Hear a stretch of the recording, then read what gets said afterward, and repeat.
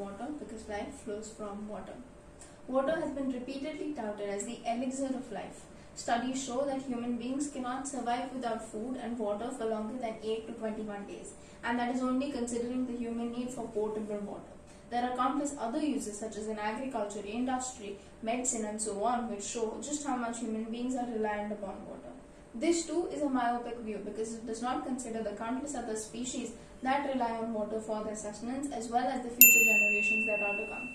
There is a moral obligation incumbent upon us today to ensure the perpetuity of this resource for our future generations as well as our coexisting species. In our pursuit for better monetary living, in our pursuit for a better standard of living, we often overlook and dismiss our considerations towards the environment and water. It is important to realize in this case that no amount of money in one's pocket means anything if they don't have drinking water flowing from their taps. By 2025, 1.8 billion people will be living in areas with a water crisis or water scarcity.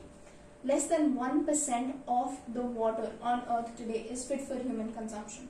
This is a compelling cause for concern. Another common misconception that arises is when people equate availability to usability. Even areas with abundant rainfall, abundant freshwater resources may have water scarcity if it is not paired up with treatment facilities and recycling facilities.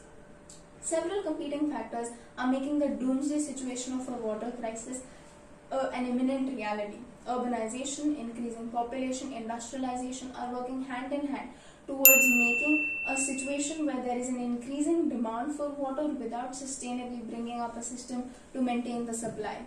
There are several other considerations that include geological transformations that occur due to changes in the presence of water. These immense changes in the ecosystem cause entire food chains to die out. This also applies to the water bodies that are subject to contamination, causing damage to marine life and the other ecosystems. While it is tempting to search for an all-encompassing, all-serving solution to the aforementioned problems, there isn't one.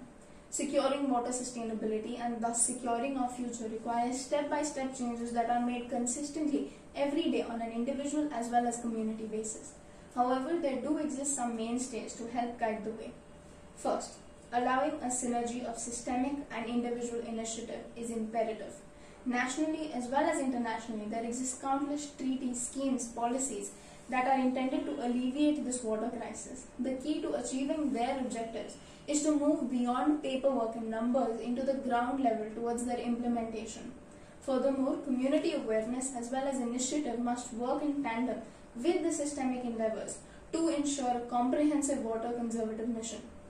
We also need to reconcile the past and the future in this endeavor. Step 2.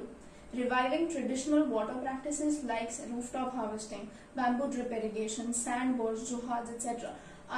as well as encouraging and developing innovation for the future are key to achieving our objective. Step 3. The immediate individual cost needs to be brought to the public conscious. Instilling awareness about the water crisis is more than just another chapter in the school textbook. It is a very real, possibly life-threatening option that affects people, everyone personally. Thus, the perception of a water crisis being far off into the future or not a private cost is a conception that must be battled. 140 plus million people may soon become climate migrants due to floods, droughts and water scarcity. This can be done through the assistance of public figures. Given the immense social and cultural capital that celebrities hold, their bringing up a topic makes a substantial impact on the public discourse and conscience. For instance, Amitabh Bachchan, talking about the vices of open defecation and the importance of safe sanitary practices, played its role in improving community awareness about the topic. Conservation cannot and should not be seen as just a proactive movement for the future, but as a necessary part of life today. When you make water a priority, you make people's lives a priority. Thank you.